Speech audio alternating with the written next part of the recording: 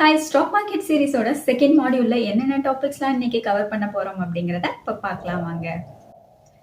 First இண்டெக்ஸ்னா என்ன அப்படிங்கிறத பார்த்துடலாம். பொதுவா இண்டெக்ஸ்க்கு என்ன மீனிங்? ஏதோ ஒரு விஷயம் எப்படி பெர்ஃபார்ம் பண்ணிட்டு இருக்கு அப்படிங்கிறத மெஷர் பண்றதுக்கான ஒரு இண்டிகேட்டர் தான் இண்டெக்ஸ் அப்படிங்கிறது. இப்போ புக்ஸ் எடுத்துக்கிட்டோம்னா இண்டெக்ஸ் எதுக்காக கொடுத்துருப்பாங்க? உள்ள என்னென்ன டாபிக்ஸ்லாம் இருக்கு, என்னென்ன சாப்டர்ஸ்லாம் இருக்கு, எந்தெந்த பேஜஸ்ல இருக்கு அப்படிங்கிற டீடைல்ஸ்லாம் புக்கோட ஃபர்ஸ்ட் பேஜ்லயே இண்டெக்ஸா கொடுத்துருப்பாங்க. ஸோ அந்த இண்டெக்ஸை ரெஃபர் பண்றது மூலமா உள்ள என்னென்ன சாப்டர்ஸ், எந்தெந்த பேஜஸ்ல இருக்கு, என்னென்ன டாபிக்ஸ் இருக்கு அப்படிங்கறத நம்மளால தெரிஞ்சுக்க முடியும். ஸோ அதே மாதிரியான ஒரு விஷயத்துக்கு தான் ஸ்டாக் மார்க்கெட்லயும் இண்டெக்ஸ் அப்படிங்கிற ஒரு இதை ஃபாலோ பண்ணிட்டு வராங்க. ஸ்டாக் மார்க்கெட்ல மொத்தம் 2 எக்ஸ்சேஞ்சஸ் இருக்கு இல்லையா? National stock exchange, Bombay stock exchange. இந்த என்எஸ்சியும் பிஎஸ்சியும் தனித்தனியா இண்டெக்ஸா ஃபாலோ பண்ணிட்டு வராங்க. என்எஸ்சி வந்துட்டு நிஃப்டி 50 அப்படின்ற ஒரு இண்டெக்ஸை ஃபாலோ பண்றாங்க. பிஎஸ்சி சென்செக்ஸ் அப்படின்ற ஒரு இண்டெக்ஸை ஃபாலோ பண்ணிட்டு வராங்க. இந்த நிஃப்டி 50ல மொத்தம் எல்லா செக்டார்ஸ்லயும் இருக்கிற 50 ஸ்டாக்ஸை வந்துட்டு செலக்டிவா செலக்ட் பண்ணியிருப்பாங்க. இந்த ஸ்டாக்ஸை ஏதோ ஒரு ரூல்ஸ் இல்ல ரெகுலேஷன்ஸை பேஸ் பண்ணி அவங்க செலக்ட் பண்ணி வச்சிருப்பாங்க. ஏன்னா ஒவ்வொரு வருஷமும் நிறைய கம்பெனிஸ் வந்துட்டு உள்ள லிஸ்ட் ஆகி வரும். சில கம்பெனிஸ் வந்துட்டு எக்ஸிட் ஆகியும் போகும். ஸோ அவங்க வந்துட்டு சில ரூல்ஸ் அண்ட் ரெகுலேஷன்ஸ் வச்சிருப்பாங்க. அந்த ரூல்ஸ் அண்ட் ரெகுலேஷன்ஸை ஃபாலோ பண்ணியிருந்தா மட்டும்தான் அந்த ஸ்டாக்ஸ் வந்துட்டு இண்டெக்ஸ்குள்ள வரும். அப்படி நிஃப்டி 50ல ஒரு 50 ஸ்டாக்ஸ் வந்துட்டு இண்டெக்ஸ்குள்ள இருக்கும். ஒவ்வொரு ஸ்டாக்குக்குமே ஒவ்வொரு கம்பெனிக்குமே அவங்க வந்துட்டு பாயிண்ட்ஸ் கொடுத்துருப்பாங்க. அந்த பாயிண்ட்ஸ் ஏறிச்சு அப்படின்னா அன்னைக்கு வந்துட்டு அந்த ஸ்டாக் நல்லா பெர்ஃபார்ம் பண்ணியிருக்கு அப்படின்னு அர்த்தம். அந்த பாயிண்ட்ஸ் வந்து இறங்குது அப்படின்னா இன்னைக்கு வந்து ஸ்டாக் நெகட்டிவா போயிட்டு இருக்கு அப்படின்னு அர்த்தம். ஸோ ஓவராலா அந்த 50 ஸ்டாக்ஸ் எப்படி பெர்ஃபார்ம் பண்ணியிருக்கு அப்படிங்கிறத பேஸ் பண்ணி தான் இந்த நிஃப்டி 50யோட பாயிண்ட்ஸும் ஏறுதா இல்லை இறங்குதா அப்படிங்கிறத சொல்ல முடியும். அதே மாதிரி தான் இந்த பாம்பே ஸ்டாக் எக்ஸ்சேஞ்சில் இருக்கிற சென்செக்ஸ்லையும் டாப் 30 கம்பெனிஸ் இருக்கும். எல்லா செக்டார்ஸ்ல இருக்கிற செலக்டிவா ஒரு 30 கம்பெனிஸை செலக்ட் பண்ணியிருப்பாங்க. அந்த 30 கம்பெனிஸ்க்குமே அவங்க பாயிண்ட்ஸ் கொடுத்துருப்பாங்க. அந்த பாயிண்ட்ஸ் எப்படி பெர்ஃபார்ம், அந்த கம்பெனிஸ் எப்படி பெர்ஃபார்ம் பண்ணுது அப்படிங்கறத பேஸ் பண்ணி தான் அந்த கம்பெனிஸோட பாயிண்ட்ஸ் வந்துட்டு ஏறவோ இல்லைன்னா இறங்கவோ செய்யும். அதை பொறுத்து தான் அன்னைக்கு அந்த சென்செக்ஸோட பாயிண்ட்ஸ் வந்துட்டு பாசிட்டிவா இருக்கா இல்லை நெகட்டிவா இருக்கா அப்படிங்கிறது இருக்கும். ஸோ இந்த நிஃப்டி 50யும் சென்செக்ஸையும் பார்க்கறது மூலமா ஓவராலா இன்னைக்கு என்எஸ்சியில் இருக்க ஸ்டாக்ஸ் எப்படி பெர்ஃபார்ம் பண்ணியிருக்கு, பிஎஸ்சியில் இருக்க ஸ்டாக்ஸ் எப்படி பெர்ஃபார்ம் பண்ணியிருக்கு அப்படிங்கிறத தெரிஞ்சுக்க முடியும். ஏன்னா என்எஸ்சிலையும் பிஎஸ்சிலையும் ஆயிரக்கணக்கான ஸ்டாக்ஸ் வந்து லிஸ்ட் ஆயிருக்கும். ஸோ ஒவ்வொரு ஸ்டாக்கும் இன்னைக்கு எப்படி பெர்ஃபார்ம் பண்ணியிருக்கு அப்படிங்கிறத தனித்தனியாக போய் நம்ம அனலைஸ் பண்ணிட்டு இருக்க முடியாது.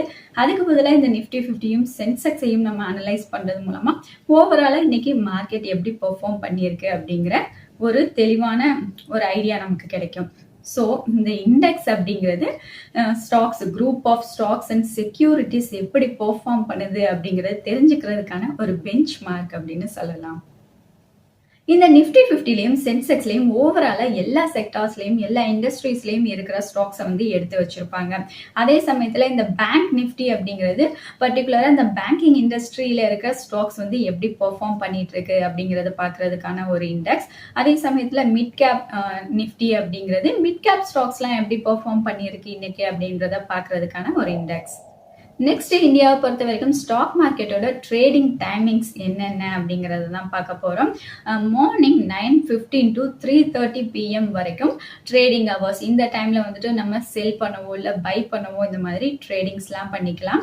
அதே சமயத்துல ப்ரீ ஓப்பனிங் செஷன் அப்படின்னு இருக்கு. அதாவது 9:15க்கு மார்க்கெட் ஓப்பன் ஆகுது அப்படின்னா அதுக்கு முன்னாடி ஒரு 15 மினிட்ஸ் வந்துட்டு ப்ரீ ஓப்பனிங் செஷன் அப்படின்னு மார்க்கெட் ஓப்பன் ஆயிருக்கும். இந்த ஓப்பனிங் செஷன்ல வந்துட்டு நம்ம ஆர்டர்ஸ் பிளேஸ் பண்ணவோ இல்லைன்னா மாடிஃபை பண்ணவோ இல்லை கேன்சல் பண்ணவோ கூட செஞ்சுக்கலாம் ஆர்டர்ஸை.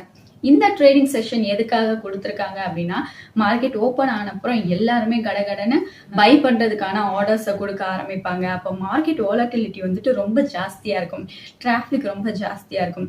இந்த மாதிரியான விஷயங்களை எல்லாம் மினிமைஸ் பண்றதுக்காக தான் ப்ரீ ஓப்பனிங் செஷன் வச்சிருக்காங்க ஒரு 15 மினிட்ஸ்க்கு மட்டும். அந்த 15 மினிட்ஸ்ல 9 AM to 9:08 வரைக்கும் நம்ம வந்துட்டு ஆர்டர்ஸ் பிளேஸ் பண்ணிக்கலாம். அதுக்கப்புறமா நம்ம எந்த ஆர்டர்ஸையும் பிளேஸ் பண்ண முடியாது. நெக்ஸ்ட் போஸ்ட் க்ளோசிங் செஷன், அதாவது 3:30க்கு மார்க்கெட் க்ளோஸ் ஆனதுக்கு அப்புறம் ஒரு 10 மினிட்ஸ் கழிச்சு 3:40லேருந்து 4 PM வரைக்கும் இந்த செஷன் இருக்கும்.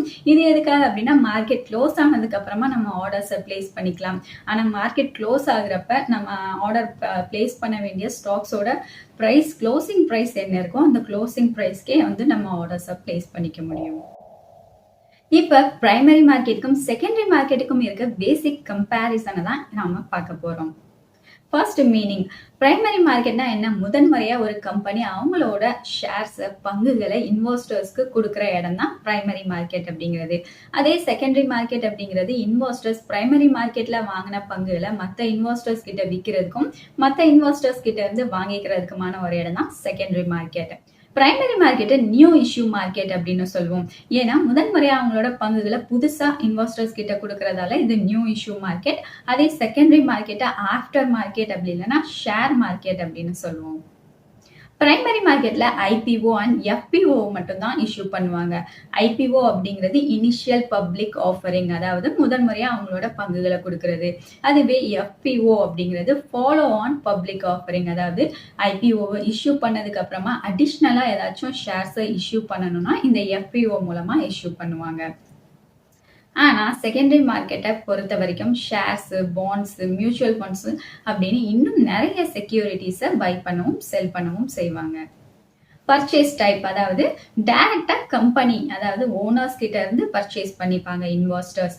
ஆனா செகண்டரி மார்க்கெட்ல அப்படி இல்லை, ஒரு இன்வெஸ்டர் கிட்ட இருந்து இன்னொரு இன்வெஸ்டர்ஸ் பர்ச்சேஸ் பண்ணிப்பாங்க. இன்வெஸ்டர்ஸ்க்கு நடுவுல நடக்கிற ட்ரேடிங் தான் செகண்டரி மார்க்கெட்ல நடக்கும்.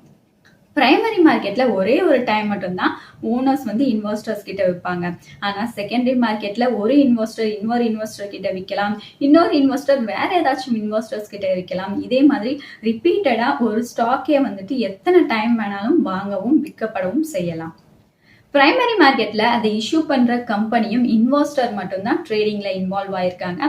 அதே சமயத்துல செகண்டரி மார்க்கெட்ல நிறைய இன்வெஸ்டர்ஸ், டிஃப்ரெண்ட் இன்வெஸ்டர்ஸ் ட்ரேடிங்ல பை பண்ணவும் செல் பண்ணவும் இன்வால்வ் ஆயிட்டு இருக்காங்க. பிரைமரி மார்க்கெட்டை பொறுத்த வரைக்கும் பெனிஃபிஷியரி யாருன்னா கம்பெனி. ஆனா செகண்டரி மார்க்கெட்ல நம்மள மாதிரியான எல்லா இன்வெஸ்டர்ஸும் தான் பெனிஃபிஷியரி. செகண்டரி மார்க்கெட்ல நம்மளும் ட்ரேடிங்ல ஈடுபடணும் அப்படின்னா கண்டிப்பா நம்ம கிட்ட டிமேட் அக்கௌண்ட்டும் ட்ரேடிங் அக்கௌண்ட்டும் இருக்கணும். டிமேட் அக்கௌண்ட் அப்படிங்கிறது நம்ம வாங்குற ஷேர்ஸ், பாண்ட்ஸ், மியூச்சுவல் ஃபண்ட்ஸ் எல்லாம் ஹோல்ட் பண்ணி வைக்கிறதுக்கான ஒரு டிஜிட்டல் பிளாட்ஃபார்ம் அப்படின்னு சொல்லலாம். அதே சமயத்துல ட்ரேடிங் அக்கௌண்ட் அப்படிங்கிறது நம்ம வாங்குறதுக்கும் விற்கிறதுக்குமான ஒரு இடம் தான் ட்ரேடிங் அக்கௌண்ட். ஸோ இந்த ரெண்டு அக்கௌண்ட்ஸும் நம்ம கிட்ட இருந்தாதான் நம்மளால செகண்டரி மார்க்கெட்ல ட்ரேட் பண்ண முடியும். ஸோ இந்த டிமேட் அண்ட் ட்ரேடிங் அக்கௌண்ட்டை நம்ம ஏஞ்சல் ஒன், ஜெரோதா, அப்ஸ்டாக்ஸ் மாதிரியான ஏதோ ஒரு புரோக்கரை காண்டாக்ட் பண்ணி ஈஸியாக நம்ம வீட்டில இருந்தே ஓப்பன் பண்ணிக்கலாம். அப்படி நம்ம demat and trading account open பண்ணிட்டோம் அப்படின்னா நமக்கு டிமேட் நம்பர்னு ஒரு நம்பர் கொடுப்பாங்க. அந்த டிமேட் நம்பரையும் ஐடென்டிட்டி ப்ரூஃப், நம்ம இந்தியன் சிட்டிசன் தான் அப்படின்னு ப்ரூவ் பண்ணுறதுக்கான ஏதோ ஒரு ஐடி ப்ரூஃபையும் வச்சுக்கிட்டா நம்மளால செகண்டரி மார்க்கெட்ல ஈஸியாக ட்ரேட் பண்ண முடியும். இந்த டிமேட் அக்கௌண்ட்ஸை ஓப்பன் பண்ணதுக்கு அப்புறமா நம்ம நேரடியாக புரோக்கர்ஸை காண்டாக்ட் பண்ணி ஏதாச்சும் வாங்கணுமா விற்கணுமா அப்படிங்கறத அவங்க கிட்டே சொல்லலாம். அப்படி இல்லைன்னா இப்பெல்லாம் ஈஸியா நம்மளோட புரோக்கிங் ஆப்ஸ் மூலமா நம்மளே ஆர்டர்ஸை பிளேஸ் பண்ணிக்கலாம். இந்த டிமேட் அண்ட் ட்ரேடிங் அக்கௌண்ட்டை ஓப்பன் பண்றதுக்கு என்னென்ன டாக்குமெண்ட்ஸ்லாம் தேவைப்படும் அப்படிங்கிறத இப்ப பார்க்கலாம். நம்ம பேன் கார்டோட போட்டோ காப்பியை கொடுக்கணும். அந்த போட்டோ காப்பியை செல்ஃப் அட்டஸ்டேஷனோட நம்மளோட சிக்னேச்சரையும் போட்டு கொடுக்கணும். ஆன்லைன்ல அக்கௌண்ட் ஓபன் பண்றதுக்கு நம்மளோட ஆதார் கார்டை கொடுக்கணும். ஆதார் கார்டோட லிங்க் ஆயிருக்க மொபைல் நம்பரையும் கொடுக்கணும். இது ஓடிபி வர்றதுக்காக யூஸ்ஃபுல்லா இருக்கும். அதுக்கப்புறம் நம்மளோட பேங்க் அக்கௌண்ட்டுக்கான ப்ரூஃபை கொடுக்கணும். டிமேட் அக்கௌண்ட்டோட லிங்க் பண்ண போற பேங்க் அக்கௌண்ட் நம்பரையும் நம்ம கண்டிப்பா ஃபில் பண்ணி கொடுக்கணும். நெக்ஸ்ட் ஸ்டாக் மார்க்கெட்ல எந்தெந்த பார்ட்டிஸ்லாம் இன்வால்வ் ஆகிருக்கு அப்படிங்கிறத பார்க்கலாம். என்எஸ்சி, பிஎஸ்சி மாதிரியான ஸ்டாக் எக்ஸ்சேஞ்சஸ், இந்த எக்ஸ்சேஞ்சஸ்ல லிஸ்ட் ஆயிருக்க கம்பெனியோட ஸ்டாக்ஸை தான் நம்ம வாங்கவோ விற்கவோ முடியும். நெக்ஸ்ட் நம்மள மாதிரியான இன்வெஸ்டர்ஸ். அடுத்து Zerodha, grow, Upstox, angel one மாதிரியான ஸ்டாக் புரோக்கர்ஸ். அடுத்த லிஸ்டட் கம்பெனிஸ், என்எஸ்சிலையும் பிஎஸ்சிலையும் லிஸ்ட் ஆயிருக்க கம்பெனிஸ் மட்டும்தான் அவங்களோட ஸ்டாக்ஸை இன்வெஸ்டர்ஸ் கிட்ட விற்க முடியும். So listed companies. And depository. Depository அப்படிங்கிறது ஆன்லைன்ல நம்ம வாங்கக்கூடிய ஷேர்ஸு, பாண்ட்ஸு, மியூச்சுவல் ஃபண்ட் மாதிரியான செக்யூரிட்டிஸ் எல்லாம் ஹோல்ட் பண்ணி வைக்கிறதா இந்த டெபாசிட்டரி. ஸ்டாக் மார்க்கெட்டை பொறுத்த வரைக்கும் 2 டெபாசிட்டரிஸ் இருக்கு. Central depository services limited and national securities depository limited. இந்த 2 டெபாசிட்டரிஸ்ல தான் நம்ம வாங்கக்கூடிய ஷேர்ஸ், மியூச்சுவல் ஃபண்ட் மாதிரியான எல்லா செக்யூரிட்டிஸையும் சேவ் பண்ணி ஹோல்ட் பண்ணி வச்சிருப்பாங்க. சிடிஎஸ்எல், அதாவது சென்ட்ரல் டெபாசிட்டரி சர்வீசஸ் லிமிடெட் பிஎஸ்சிக்காக ஒர்க் பண்ணுது. அதே சமயத்துல நேஷனல் செக்யூரிட்டிஸ் டெபாசிட்டரி லிமிடெட் வந்து என்எஸ்சிக்காக ஒர்க் பண்ணுது. Next transfer agents. இந்த ஏஜென்ட்ஸ் வந்துட்டு லிஸ்டட் கம்பெனிஸ்க்காக ஒர்க் பண்ணுவாங்க. இவங்க அந்த கம்பெனிஸோட சர்டிபிகேட்ஸை இஷ்யூ பண்றது, அப்படி இல்லைன்னா கேன்சல் பண்றது, டிவிடெண்ட்ஸை டிஸ்ட்ரிபியூட் பண்ணி கொடுக்கறது, அந்த கம்பெனியோட செக்யூரிட்டிஸை வாங்கியிருக்க ஹோல்டர்ஸோட ரெக்கார்ட்ஸ் எல்லாம் ஹோல்ட் பண்ணி வைக்கிறது, ட்ராக் பண்றது, மெயின்டைன் பண்றது, இந்த மாதிரியான ஒர்க் எல்லாம் பண்ணிட்டு இருப்பாங்க. சில சமயத்துல இந்த டிரான்ஸ்ஃபர் ஏஜென்ட்ஸ் வந்துட்டு தனியா இருக்க மாட்டாங்க, கம்பெனியே டிரான்ஸ்ஃபர் ஏஜென்ட்ஸா அவங்களுக்காகவே அவங்க ஒர்க் பண்ணிப்பாங்க. Next credit rating agencies. SEBI இருக்குல்ல, securities and exchange board of India. அதுதான் இந்தியாவில் ஸ்டாக் மார்க்கெட் ட்ரேடிங்க்கும் கமாடிட்டி ட்ரேடிங்க்கும் ஒரு ரெகுலேட்டரி பாடியா இருந்துட்டு வருது. இந்த செபி இந்தியாவில் ஒரு 7 கிரெடிட் ரேட்டிங் ஏஜென்சிஸ்க்கு வந்துட்டு அத்தாரிட்டி கொடுத்து வச்சிருக்கு. இந்த 7 கிரெடிட் ரேட்டிங் ஏஜென்சிஸ் தான் அதுல லிஸ்டா இருக்க கம்பெனிஸ்க்கு வந்துட்டு ரேட்டிங்ஸ் கொடுத்து வச்சிருப்பாங்க. அந்த ரேட்டிங்ஸை பேஸ் பண்ணி அந்த கம்பெனி எவ்வளோ சேஃப் ஆனது, அதுல எவ்வளோ கிரெடிட் ரிஸ்க் இருக்கு அப்படிங்கிற விஷயங்களை எல்லாம் நம்மளால ஈஸியா தெரிஞ்சுக்க முடியும். Next investment advisers. இந்த இன்வெஸ்ட்மெண்ட் அட்வைசர்ஸ் நல்ல ஸ்டாக்ஸ் எது அப்படிங்கிறத அனலைஸ் பண்றதோட மட்டும் நிறுத்தாம ஒவ்வொரு இன்வெஸ்டரோட ரிஸ்க் ப்ரொஃபைலுக்கும் ஏத்த மாதிரியான ஸ்டாக் என்ன அப்படிங்கிற சஜஷன்ஸையும் கொடுப்பாங்க. இந்த ஸ்லைட்ல கேபிட்டல் மார்க்கெட்டோட டைப்ஸ்லாம் என்னென்ன அப்படிங்கிறத பார்க்கலாம்.